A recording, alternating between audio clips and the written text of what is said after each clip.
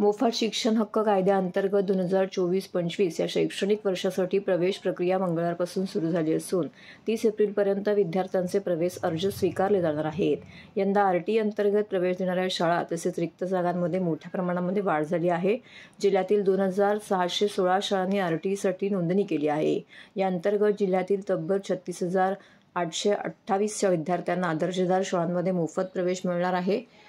पालकांनी RTEच्या अधिकृत संकेतस्थळावरती ऑनलाईन अर्ज करावे असं आवाहन जिल्हा परिषदेच्या शिक्षणाधिकारी बाळासाहेब राक्षे यांनी केलं आहे. नवी मुंबई 138 शाळा RTE अंतर्गत नोंदणी करण्यात आली आहे.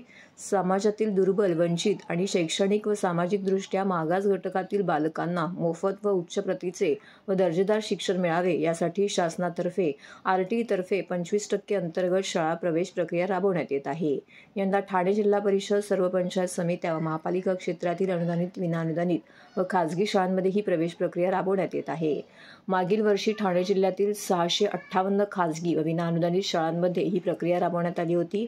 या अंतर्गत विद्यार्थ्यांसाठी 12,278 रिक्त जागा उपलब्ध झाल्या होत्या. यंदा मात्र RTEसाठी जिल्ह्यातील 2,616 शाळांनी नोंदणी केली आहे.